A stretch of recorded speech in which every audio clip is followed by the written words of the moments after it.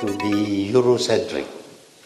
We feel that all the good things must come from Europe. They are the only people who could do the right things.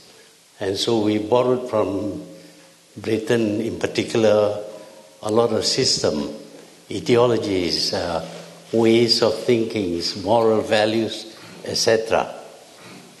And when we became independent, of course Malaysia was very pro-West. We looked to the West for guidance, for ideas and the like.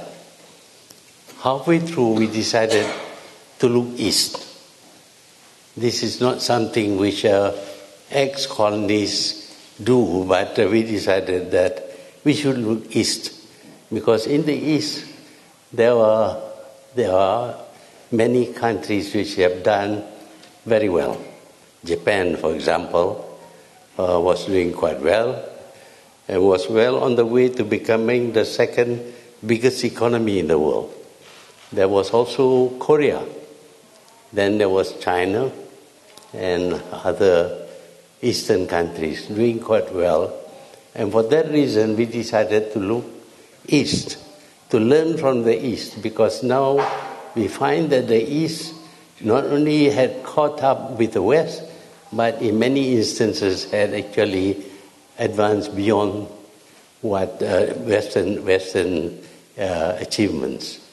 So after looking at the East, we learned a lot from them, and Malaysia became one of those countries which made tremendous progress to the point where it became known as a newly industrializing country, or sometimes we were known as one of the Asian tigers.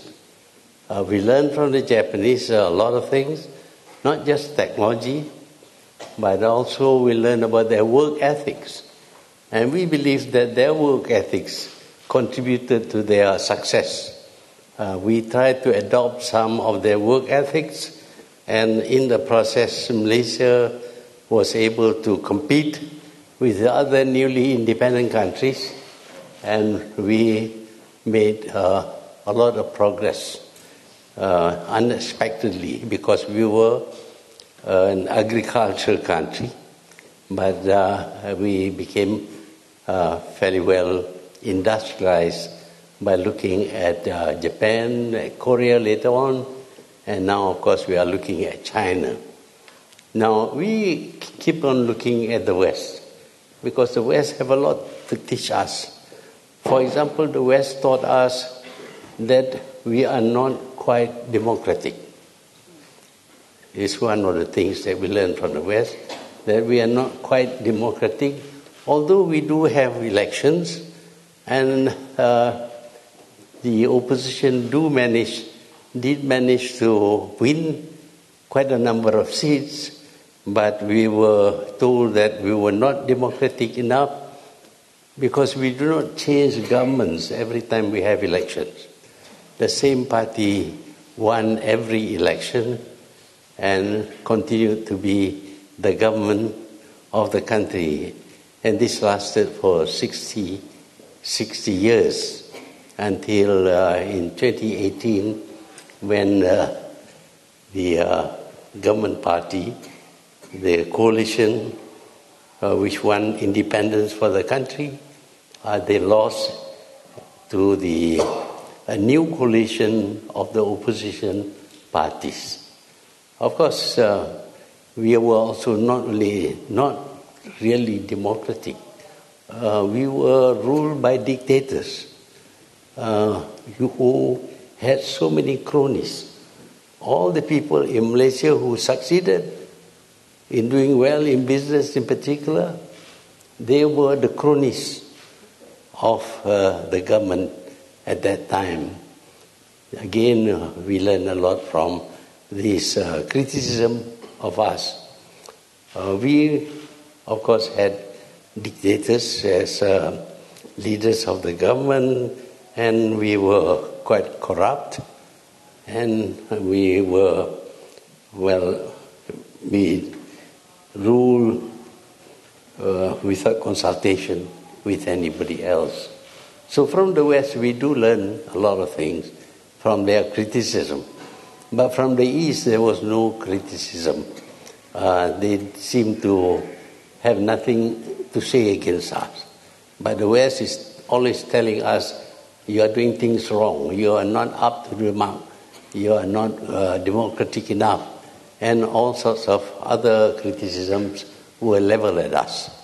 And of course we accepted this criticism because we feel that the West doesn't really mean what they say. You know the English language, sometimes they say one thing and they mean another thing. For example, the chairman in Parliament is called Mr. Speaker, but he's not allowed to speak. Malaysia, of course, is a member of the British Commonwealth of Nations, but the wealth is confined to a few countries only. It's not common at all. During the time when we were under British rule, they used to call the Malay sultans the rulers. But of course they were not allowed to rule. And the rulers had advisors who actually rules. So in the English language, when they say something, it doesn't really mean what they say. So when they criticize us that we are dictators and things like that, I don't think they mean it.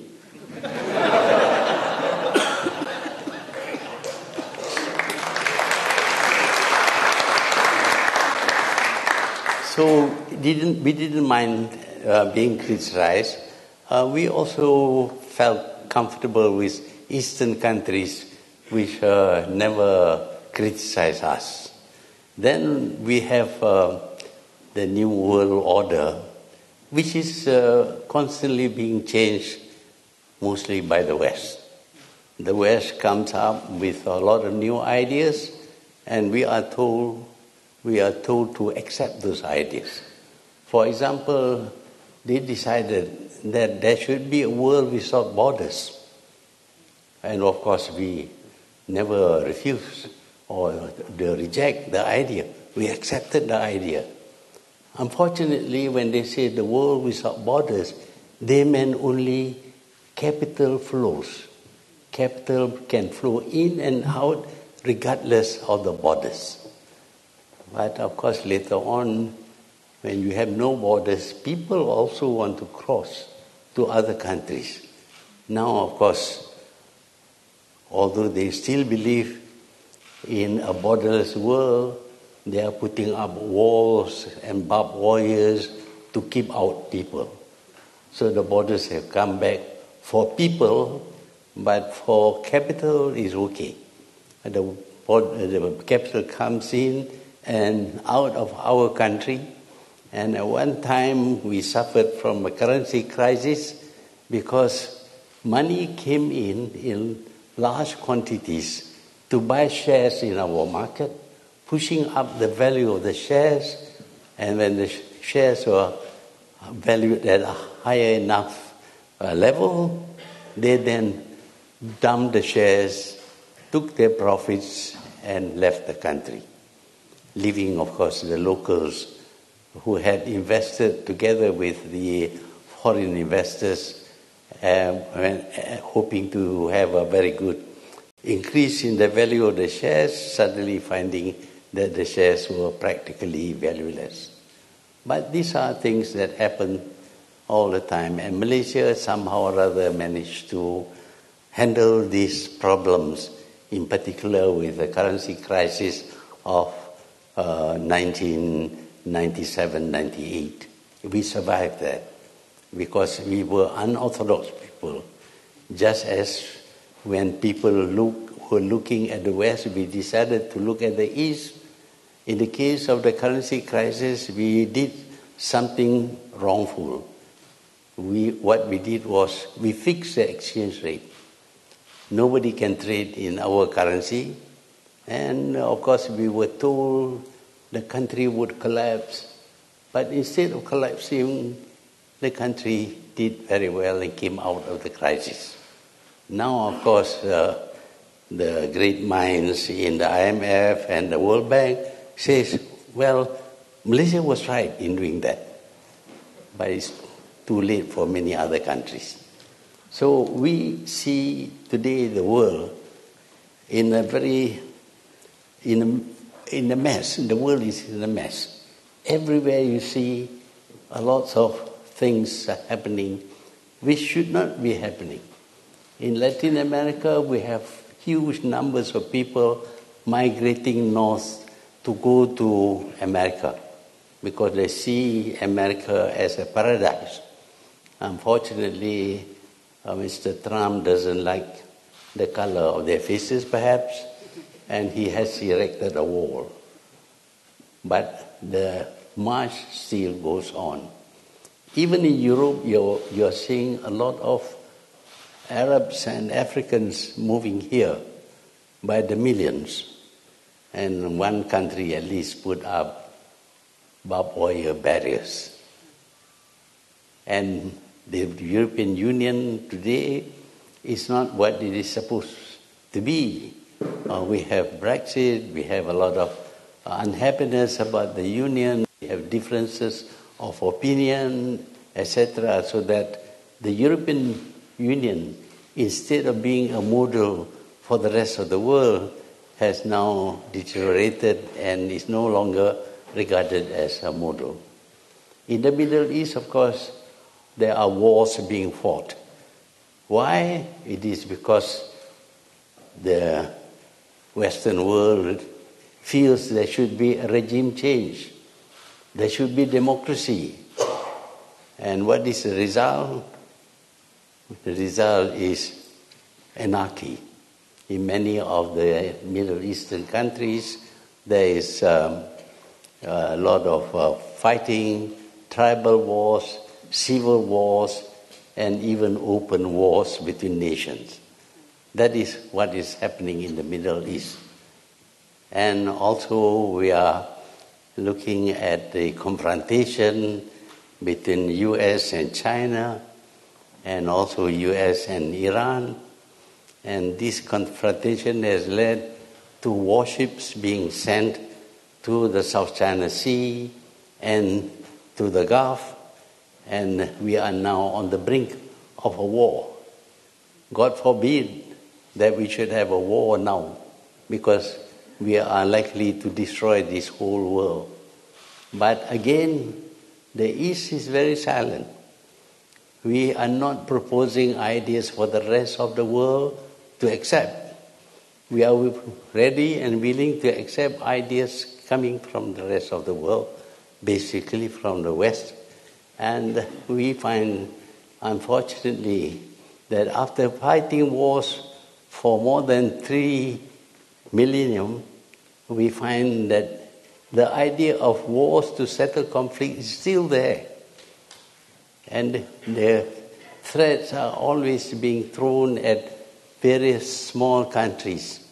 And if you don't accept the sanctions being imposed on a country, if you try to trade with that country, then you too will face sanctions.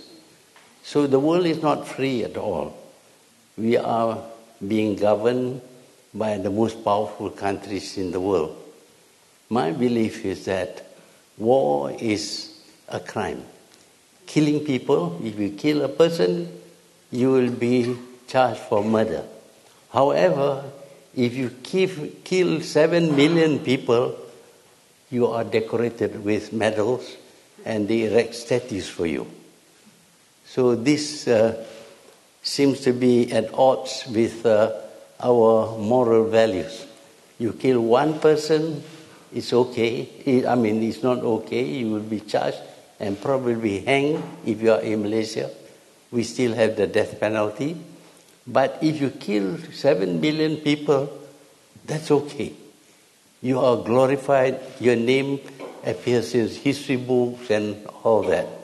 So there is something wrong with our way of thinking.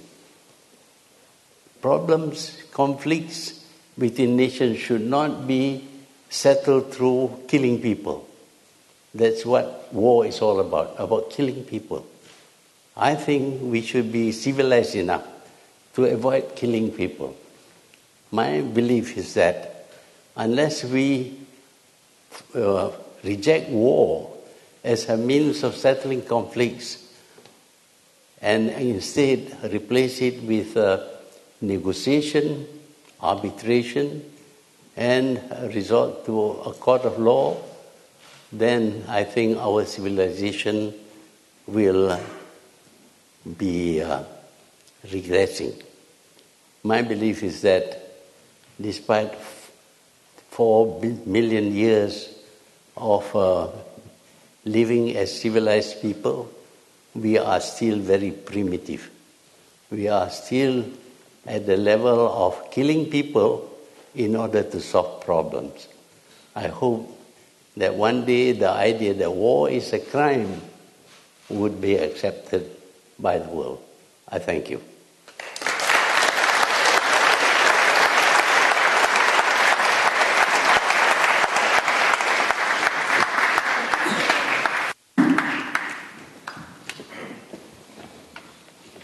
Yeah.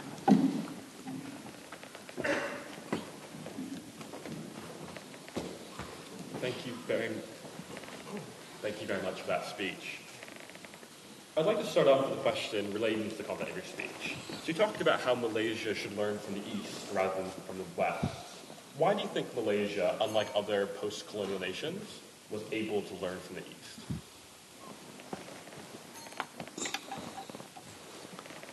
Well, despite having been ruled by the West over a long period of time, being told to be Eurocentric, we did notice that the countries of the East were able to do well, to develop themselves, to acquire the technologies, to compete and to win.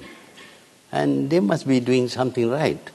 And because of that, after visiting Japan and Korea for several times, it was decided that we should look at them.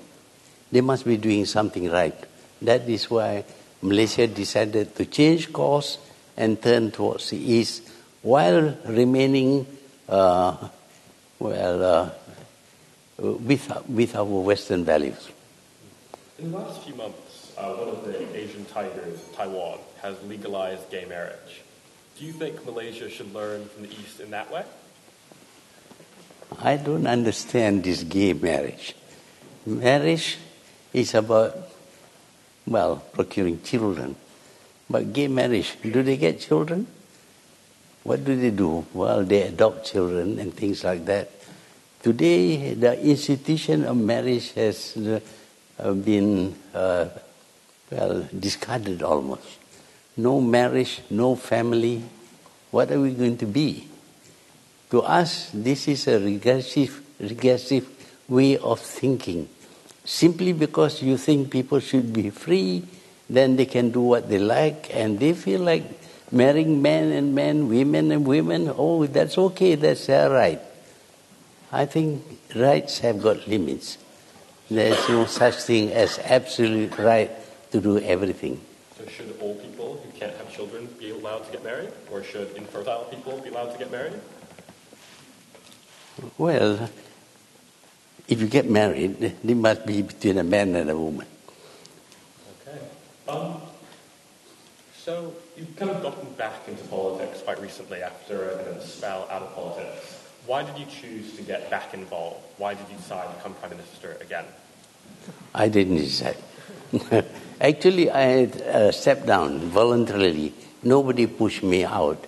And I thought I would have a good rest and retire like everybody else.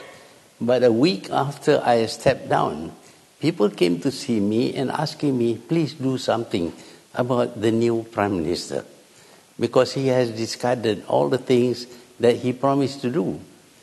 After some time, the pressure became very, very strong, and of course the fifth Prime Minister had to resign and give way to a sixth Prime Minister. And the sixth one is even worse. He stole money. And everybody comes to see me, please do something about this. I say, why don't you do something? they were afraid. So I had to come forward and stick out my neck as usual. And in the process, of course, we were able to defeat the party in power. Interesting. So going back to your first period as Prime Minister, do you regret your application of the Internal Security Act, kind of to incarcerate people without trials? That's been pretty widely criticized in the West at the time. The Prime Ministers before me were using the same law, so did the British. We inherited this from the British. And we were so Western-oriented that we thought anything that the British did must be right. So we adopted that law, but of course, later on, the ideas changed, values changed, and they say it was not right to detain people without trial. So eventually we abolished that. All right. So in the past kind of period since you became Prime Minister in May 2018, you moved to ban Israeli swimmers from coming to Malaysia as part of the World Paris Swimming Championships. Why did you do that? Which one? Why did you ban Israelis from coming to swim in a competition? Well, we respect people who respect other people. The Israelis didn't respect other people. You take a country that belongs to somebody else and you create a state of Israel. Never compensate anything. Did not ask for a plebiscite or a referendum. You just took the land and gave it to Israel. That is wrong. But did those swimmers do that? Did those swimmers take any land from Palestinians? Yeah, they took the land from the Palestinians, and now they are even building settlements on Palestinian land. Can you imagine the Israelis taking over Cambridge and calling it Israel? How do you like that? But did those particular swimmers do anything like that? They were just disabled swimmers coming to Malaysia for a competition. How is it fair to hold a kind of individual responsible for their country's mistakes, in your opinion? We are not in a position to punish them, to invade Israel, or do things that other powerful countries can do. The only thing we can do is stop them from coming to Malaysia. If you could, would you? Well, if I could, I would punish this country, which has stolen other people's land, have killed a lot of people, broken international laws, and do all kinds of things that has never been done by other countries, by other people. Imagine setting up settlements in other people's countries and preventing the people of that country from even entering the settlement they set up. So you would invade Israel if you could? I would. Going beyond Israel, you've said some pretty hateful things about Jewish people in general since 2003 and more recently. You've said the Holocaust was overstated in historical record, that Jewish people control the world by proxy, and even that you're glad to be labeled anti-Semitic. Do you regret these statements? Do you think they reflect your views now? Well, if they are still true, I will continue to stay with my statement. For example, I didn't say anything against the Holocaust. But what I did say was that the Israelis should know from the sufferings they went through in the war not to treat others like that. So did you not say that 4 million people and not 6 million people died in the Holocaust? You said in the past that 4 million and not 6 million people died in the Holocaust. I didn't say 4 million. Okay. Somebody else did.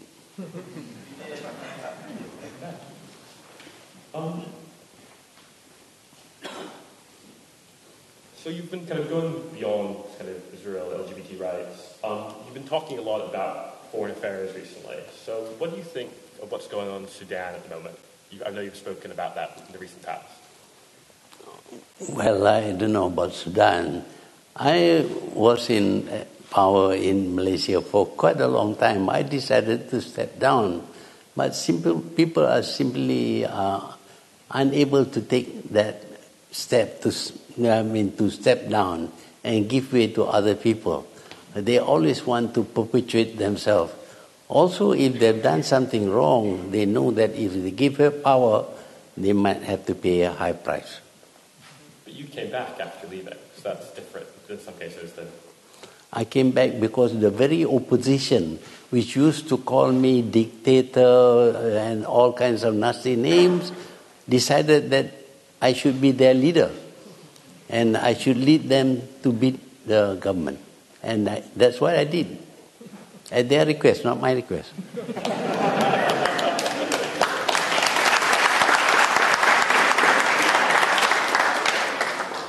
All right, two more questions, and I'll turn it over to you guys.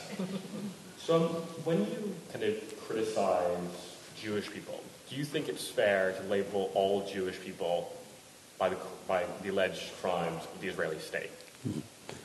The Malays used to be labeled as lazy people. It's not that all Malays are lazy. Some of them are hardworking, but they generalize and call the whole Malay population as lazy. So in the case of the Jews, of course not all Jews are bad. I had a lot of Jewish friends here in Britain, but most of them support the wrong things being done by Israel, gave them money. And of course, if you say anything against the Jews, you are labeled as anti-Semitic. No other race in this world labels people like that. Why is it so difficult? Why is it forbidden for us to criticize the Jews when they and other people criticize us? So I'm an American Jewish heritage, and obviously Americans are the American state very much supports the state of Israel in foreign affairs. So wouldn't it be unfair to say that all Americans are money obsessed and greedy and hook-nosed because of that? Why are you particularly focusing on Jewish people? Well, the Jews do a lot of wrong things which force us to pass comments. And see, for example, we tried to send some relief material to Gaza. They intercepted the boat in international waters, took the boats to their port and confiscated all the things that we brought along in order to help the people in Gaza. It is a mercy mission. They don't care. And 9 people were killed because of this mission. Isn't that Israel as opposed to Jewish people in general, though? The Israeli state did send commanders. It wasn't Jewish people in France, it wasn't Jewish people in the United States, it wasn't Jewish people in Britain. It was Israel that did that. I'm waiting for the Jewish people to condemn Israel. So when Jewish people in the US and UK and Israel... Well, if they condemn that, it means that they separate themselves from the deeds of the Israelis. So currently, they are supporting. So you don't think that Jewish people are but like when you say Jewish people are hook-nosed, you're saying it's Jewish people. You're not saying Jewish people that support the state of Israel. You're generalizing the whole population. Do you think that's right? Well, people do generalize in describing certain people. We take some general characteristic that they have. Why is it that it's the Jews who resent this when other people don't resent being accused of some general characteristic they have? All right. I think that's enough in that line of questioning. Would anyone if anyone would like to have a question, please raise your hand. I'll call on you and a microphone will come to you. Could we have you there?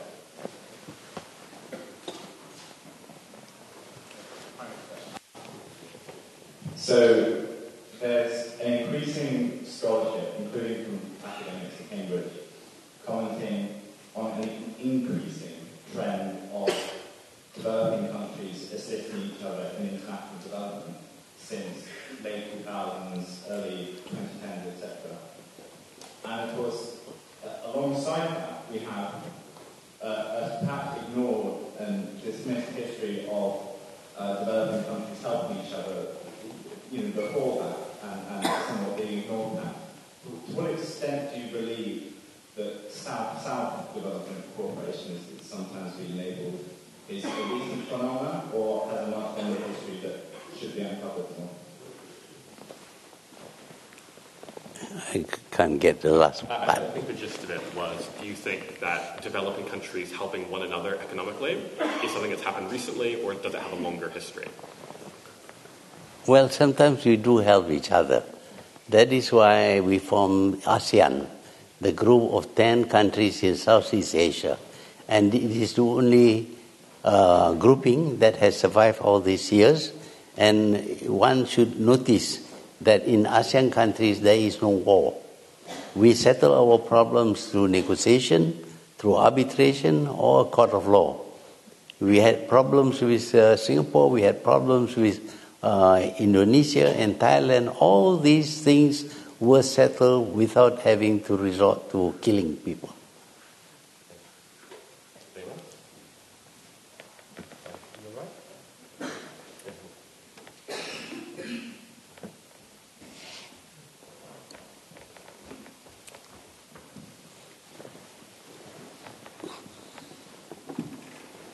Good evening, sir. My name is Marcus. I'm studying law at University of London. You recently criticized the lack of the global rule of law and the sovereign inequality between the third world and the first world countries, and also the abuse of international law by the current geopolitical powers due to their overlapping interests. So how do you think the smaller countries like Malaysia and other Eastern countries for that matter could claim their own narrative in the international liberal order? And another second question, very quickly, do you find it that if we rely on China, say for example, the Asian Investment Bank, is better than getting some monetary help from IMF or any other institutions based in the Western countries for that matter? Thank you so much. Yeah. The first question was, how do you think smaller countries like Malaysia can kind of use the international law in geopolitics to defend their own interests? Well, I think the world promotes democracy. But when it comes to the United Nations, there is no democracy at all. Now, if the United Nations is made more democratic, I think little countries need not fear the big countries. What we see is a separation between the powerful countries and the weak countries in the United Nations. Well, in order to give everybody a fair hearing, you should have a round table where everybody sits at the round table, each one having only one vote. It doesn't matter whether you are the United States of America or China, but you have one vote. Just like in elections, we don't give more votes to the rich people or the educated people. Everyone has one vote. But this is where we fail. We accept the victory of certain countries 70 years ago as if this is going to be a permanent victory. They have the right to veto other people's ideas, other people's thought. We are not democratic, and this organization is supposed to promote democracy. First, promote democracy in the United Nations, then we don't have to have any choice whether we are with this country or that country. Thank you. I think we'll stick to one question. Thank you.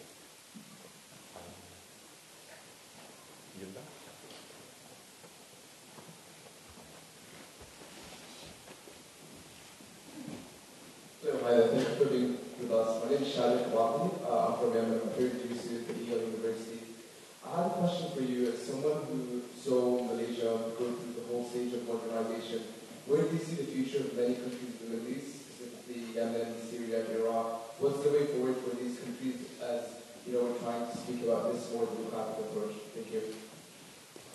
Well, if we are not disturbed by big powers trying to fiddle with small countries, trying to get them to support their side and all that, we could, Malaysia can develop very well in the present situation because we don't take sides with anyone. Malaysia wants to be a friend to all the countries in the world, irrespective of their ideology. We don't presume to change internal affairs of other countries. That way, if everybody practices that, the world would be a much better place than shooting ships or bringing down airplanes, etc., etc. Thank you. In the front. Prime Minister, just like genocide, racial discrimination is a non-derogatory offense under international law. It has the status of use cogens. It is arguable that Malaysia's affirmative action under Article 153 is racially discriminatory. Even if it falls under Article 22 of ICER, it has arguably led to the maintenance of separate rights, although we may argue that it should only continue until it reaches the objectives for which it was taken. But essentially, they are racially discriminatory. How do you respond to that? Well, it so happens that in Malaysia we have 3 different races. Some races have done very well, others are not doing so well. If we allow things to go on, the disparity between the rich and the poor will correspond to the differences in their race. And that is not healthy. When you have in a country one race not only being of that race but also rich and powerful, and another race being very poor, you are going to have confrontation.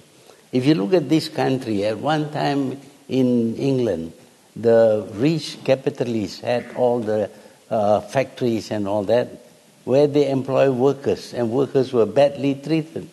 So there was an uprising of sorts. And in Russia, there was a revolution, violence, lots of killing, the Tsar was shot dead, etc. We don't want that to happen. We want to reduce the disparity between rich and poor, in particular if it is also connected with the race of the people. If we don't do that, then in Malaysia you are going to find one race very, very rich and one race very, very poor, and there will be confrontations and violence, and Malaysia will not be able to develop.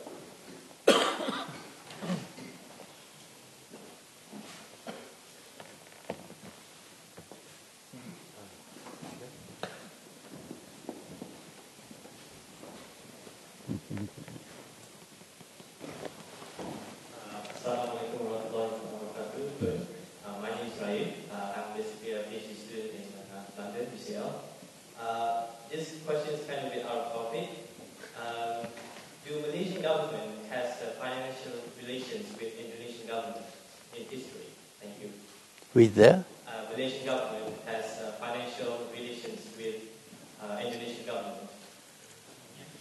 Which government? I'm not sure I follow that either. Yeah. Financial relations. With economics or... Have they? Or? Yeah, I mean like what kind of... Indonesia. Indonesia, yeah. We have no relation with them. As you know, the rupiah is not like the ringgit. The rupiah has depreciated to the point where 1 million rupiah would buy about $100, 100 ringgit of goods. So they have gone their way. We have gone our way. We do not try to chase the increase in the prices of goods and services by increasing income. You do that, you are going to have inflation, and that inflation will lead to the devaluation of your currency. As you can see, the currency in Malaysia is still acceptable, is still being used. In Indonesia, sometimes when you stay in their hotels, they prefer to be paid in American dollars.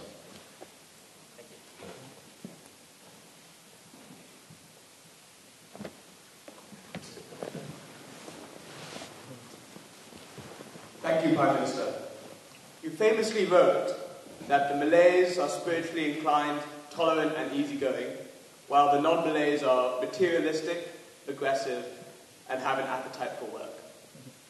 So I was wondering, do you think these generalizations have a place in New Malaysia? Well, at this moment, there is still elements of that in Malaysia.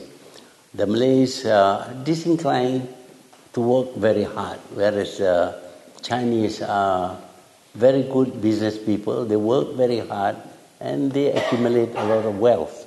They came to Malaysia as coolies, as laborers, but today their children, their grandchildren are millionaires. But the Malays who originally were identified with the Malay states and the Chinese were foreigners, but we find that the Malays are lagging behind because they don't work hard enough. Of course, some people may disagree with me, but that is what I maintain.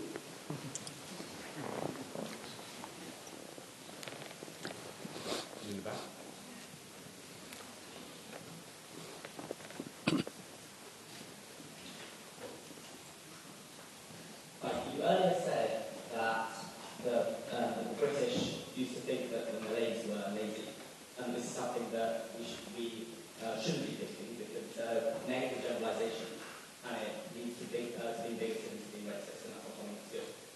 But over the course of the last hour, we've been talking a lot about Jews with noses and Chinese people who all work too hard, and Malays who are all too lazy. Surely, as any kind of person, let alone the leader of a world government, should hold themselves to a higher standard than British and their backward ways many years ago. And you should try our best not to generalise. And even though people generalise, as you said earlier, you should try to avoid generalisation because it leads towards being racist, leads towards being bigoted, and actually avoid solving the problems because you're making generalisations which generally don't exist.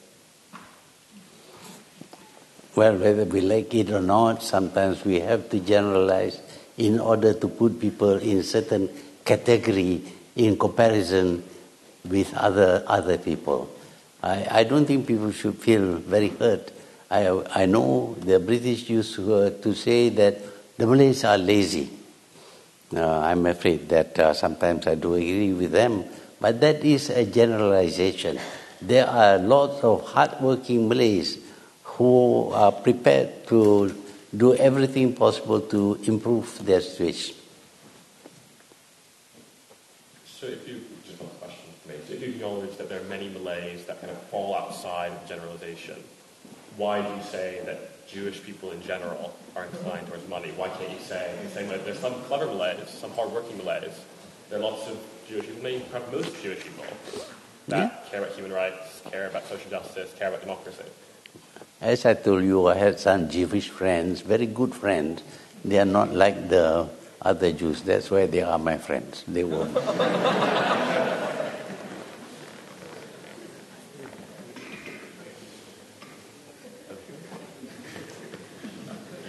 Had your hand up for a while. Thank you for everything you and PhDs are doing for Malaysia. You probably get a smirk a bit at my question. It's about the recent appointment of Latifah Korea as the chief of the MACC. You know where I'm going with this. So my question is not about whether Latifah is qualified. I think I and many other Malaysians fully agree that she's an awesome schoolwoman, very much to work the job. And it's also not about the legality of her appointment, because we're all aware it is in line with the Constitution as it currently stands. My question is, given the spirit of PH's promise, given the kleptocracy of Mr. Najib in the past, to have institutional reforms with respect to the Prime Minister's power, why have you chosen to make this appointment unilaterally versus going through, say, a parliamentary select committee, consultation with the cabinet, or any number of other alternative methods? So why, in particular, in this case, have you chosen to be unilateral versus using other methods? Thank you. I have chosen 20 other people to head various institutions. Nobody said anything.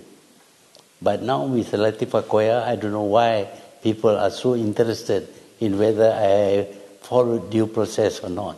The thing is that PH decided that the choice of such officers should be done by Parliament through a select committee of Parliament. But to do that, to have a select committee and to change the way we appoint a person, we need to amend the Constitution. To amend the Constitution requires a two-thirds majority. We don't have the two-thirds majority. Amend the Constitution.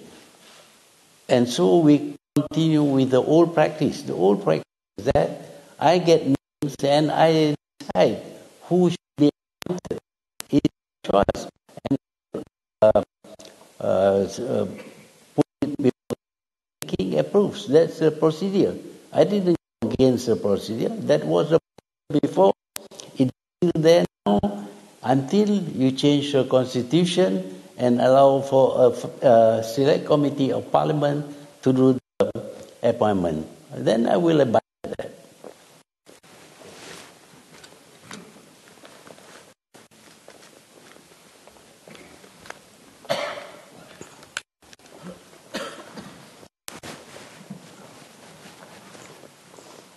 Thank you, Prime Minister. So many post-colonial nations, especially in Africa, struggle to establish an effective central government. So given that Malaysia has many outlying islands as well as a traditional monarchy, how is it that Malaysia, relatively successfully, is able to balance regional succession?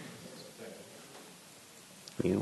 Oh yes, so he's asking about how Malaysia, how it successfully managed regions in the central government and keep everything together. Yeah, Malaysia is a federal state. It's not a union. We agreed at the time when it was founded that the state should remain as the state, the identity of the state.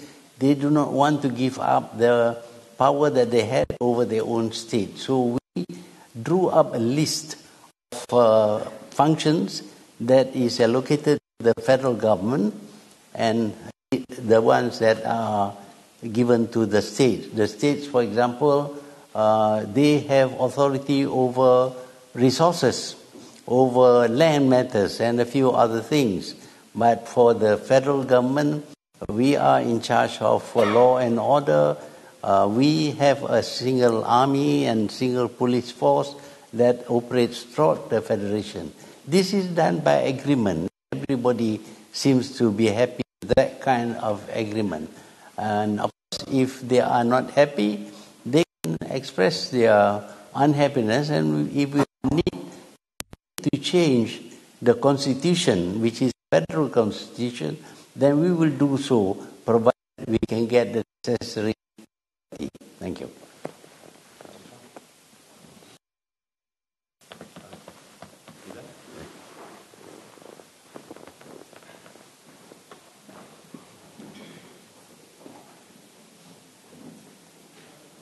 From its early commented on how the West opinions of democracy in Southeast Asia and the like, and perhaps with a degree of irony to them. I'd be interested to know, what are your thoughts on democracy in Southeast Asia yourself, especially the recent election in Thailand or the re-election of President Ucapan? There are many interpretations of democracy. We have liberal democracy, we have some kind of limited democracy to fit the situation.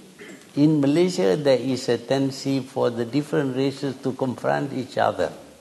And therefore, if we allow liberal democracy to function in Malaysia, the races might be saying nasty things about each other. In the end, there will be violence, and the country will become unstable, and it cannot develop. So, to that extent, we do not allow such racial remarks to be made openly. Of course, at home they can say what they like. But openly, they should not pass remarks which only annoy other races, because we don't want to have a situation where the country is up in arms fighting each other, as you see in some of the newly democratized countries like Libya, where tribal problems arose because they were not subjected to rules with regard to action and freedom of speech.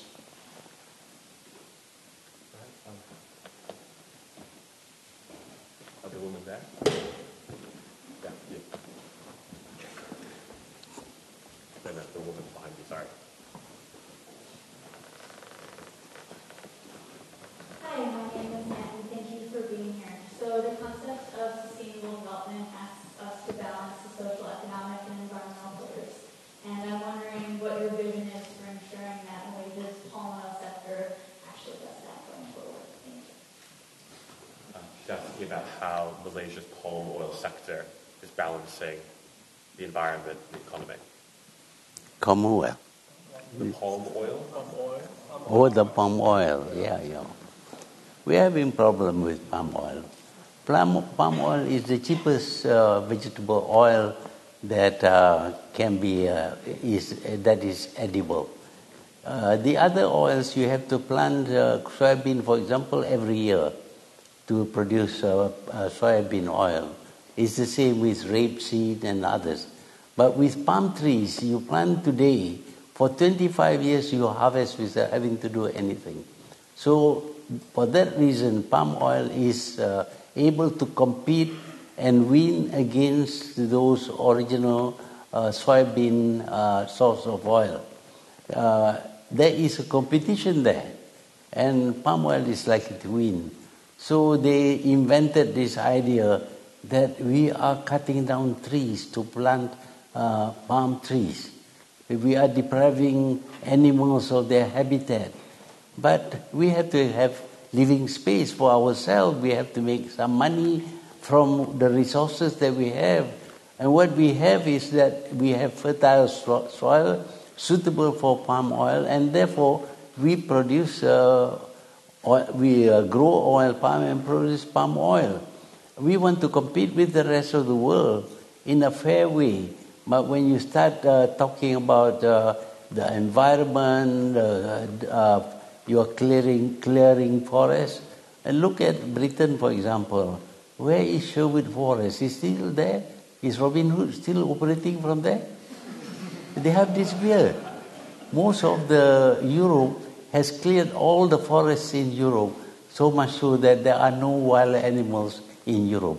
But in Malaysia, believe me, we still have tigers. If you like to go into the jungle, we can send you there and see whether you will survive or not. Okay, cool. We'll do 2 last questions, and then Prime Minister will have to go. So you over there? So my name is Ben Han. We'd be interested to know your view on how relations with Singapore have evolved since your last time in power. And the second question is, how do you see the trade war and its impact on Malaysia and Southeast Asia?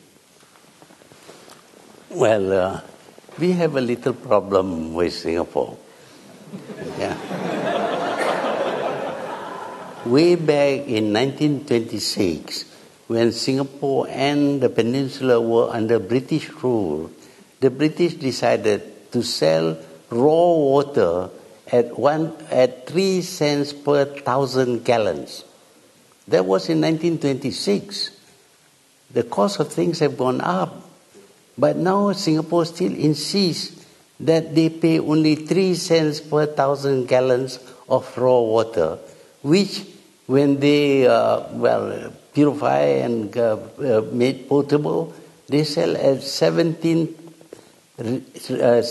Singapore dollars. It's about 50 Malaysian ringgit for 1,000 gallons of treated water. Do you think it is fair? We think it is not fair. You buy for 3 cents and you sell for 50 ringgit. So we are trying to negotiate with them. We don't want to go to war with them, but we want to be good friends. We negotiated, but we have been negotiating for years and years, and they refuse to give in at all until now. They are still paying 3 cents per 1,000 gallons, which they can sell for 50 ringgit per 1,000 gallons after treatment. I don't know whether that is fair or not fair, but to us it seems unfair. To Singapore it must have been fair to them, because they still maintain they should pay only 3 cents. With 3 cents you can't even buy one bungkus of nasi lemak. Yeah, but with the Korean War, I think there was the trade war, China, not the Korean War. I think it is silly. It is stupid. It's not the way to solve problems. Well, sit around a table and discuss this matter and find solutions. If you find that the Chinese are selling too much to the United States, then of course you tell them you cut down on your sales. The U.S. Acts against the Chinese, and we become the victims. We had done nothing wrong to the U.S. at all. We are very good friends of the U.S., excepting with Mr. Trump. But you know, this trade war is not giving the U.S. Doing anything good for the U.S. or for China. But we, on the fringes, we have to pay a price. We have done nothing wrong. I think it is unjust. Let's get these two big nations, natured nations, civilized nations, come and sit together and discuss how you can solve your imbalance in the trade. That's all that happens, imbalance in trade. But if due to imbalance you are going to have trade wars, I would like to have trade wars with quite a number of countries which export too much to Malaysia. Actually, I have one last question from you. Hi, Ken. At first I wanted to ask you, have you seen the video? But then I realized there's a bigger question to that. I think over time there's been a lot of scandals that have been uncovered, and your coalition is starting to show some weaknesses. Do you think the coalition can last until the next election, and what will you do to make sure it's fit? Depends upon you. We keep on supporting us, we'll last until the election.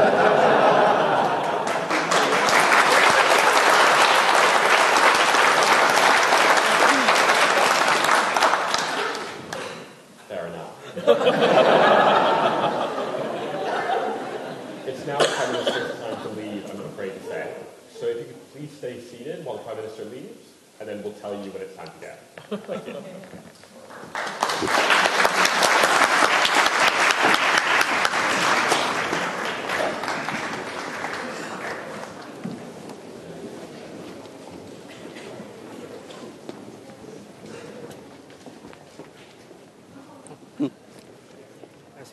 Right.